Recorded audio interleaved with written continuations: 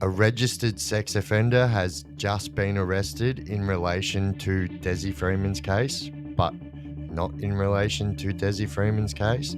Let's get into it. All I have in this world is my laws, my word, and I don't break them for good.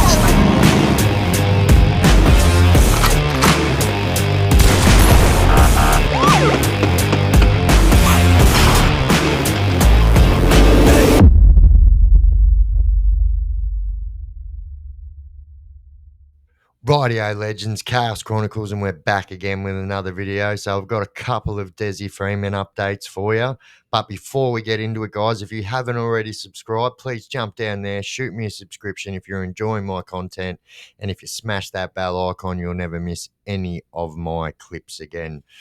All right. So just in the last 24 hours, a pretty bad sex offender, so someone who has historic child sex offenders and who is on the sex offence list, has been arrested in relation to Dezi Freeman's case, but has nothing to do with Dezi Freeman. So I'll explain how. So this guy, so his name, I'll chuck his picture down there. So his name is Albino Goodwill D'Souza. So that's his actual name. This guy's an absolute cretin, and he's got, priors going way back for child offences, and this guy is an absolute creep. So he was actually on an order which prohibited him from using any type of social media. And so they actually found that this guy had several undeclared accounts and was using them to try and cause an uproar in the Dezi case. So he was making videos and telling people to do violent acts against the police. And so, yep, they've just said, we've had enough of this, and we're going to get him. And I can tell you, this is the only thing in the whole situation with this Dezi Freeman case that I actually agree on. And this creep needs to be off the street anyway. And so, yeah, we can thank Dezi Freeman for that one. So Albino Goodwill D'Souza has been locked up because his bail conditions, like I said, prohibited him from using any type of social media. And it was proven that he had several undeclared accounts in his name that he was using frequently, and trying to get people to do violent acts against the police in regards to the Dezi Freeman case. And another update that we've got. So the police have also in the last 24 hours said that they are about to draw a line in the sand, and they are going to scale back their big search efforts, and they are going to concentrate on leads and send, like highly armed police officers and army personnel into people's houses who they think have anything to do with Dezi Freeman. Now, all this is going off his leads. So if this is how easy it is for people to get their houses raided, like, it's just absolutely crazy. And I think that, like I say in every video, like, this stuff just seems to every single day just get more and more worse. So, like, basically what they're saying, not basically, this is what they're saying. They are going to cut down their 450 man search operation that's been concentrating on the same area for a month almost. So it's only 2 days off a month. And so, they haven't really stretched out anywhere, haven't moved anywhere. But anyway, they have said that they have wasted too many resources and too much time on this search efforts, and they are going to concentrate more on following leads and raiding people's houses in relation to leads that they get in relation to the Dezi Freeman case. Like I keep saying, like, this, is it just me? Like, let me know in the comment section. Does it seem like laws are getting made up willy-nilly here? So, like, applying the Australian Defence Force into a domestic situation is not allowed. And like I said in other videos, this would be the first time, if they are doing it legally, using the Part 3 AAA Act of the, I don't even know what it's called, but it enables so they created this in the just before the 2000 Olympics in Sydney, and it was so if there was any kind of attacks or any people were trying to do any terror attacks or anything like that on the Olympics, it allowed our Australian Defence Force to intervene in a domestic situation. Where what I mean by domestic situation, I mean on our own home soil. Generally, Australia aren't fighting wars on our own soil.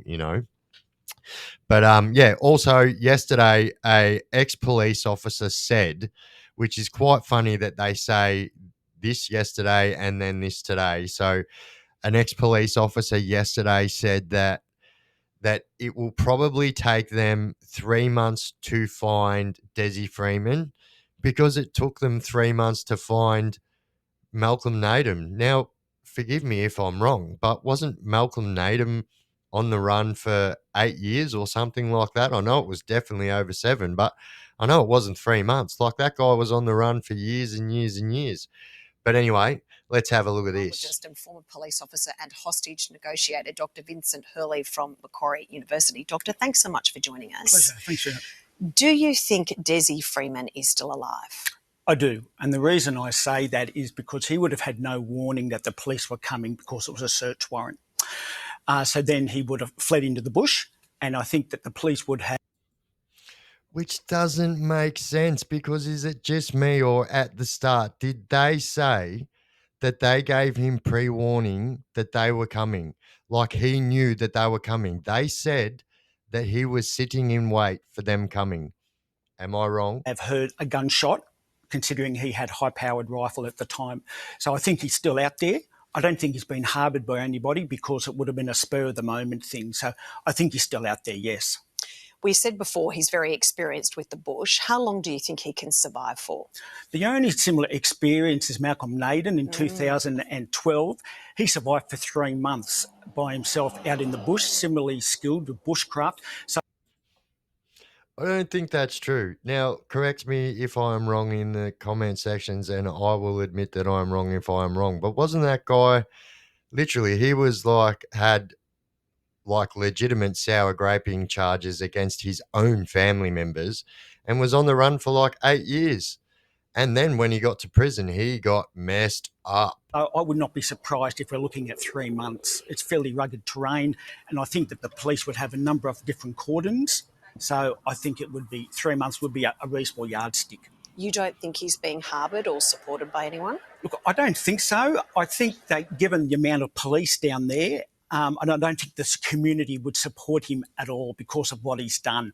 And then I think it would be really difficult for him to get across to the other side of the Alpine region. Now, I'm not saying that the community would support him, because they probably wouldn't. But one thing I can tell you, because like I keep on saying, I am from the Northeast, and people are fed up with this bullshit going on in their area. Like, people can't even. So someone told me yesterday that just on the Alpine Road, that they got pulled up 3 times on their way home from going home from the shops. So that's how full on it is, and people are getting pissed off. And get assistance in that short period of time. Also because Pol Air was there really quickly. So I don't think, I mean, it's possible, Tash, but I don't think so. So in regards, you've been in this situation before as a negotiator. We know he is allegedly accused of pretty serious crimes here. How do you think this will play out if he does get apprehended, or if authorities do find him? That will be up to him how it plays out. The fact that he's a sovereign citizen means he's wedded to a political ideology, so his enemy is the state, like the state government.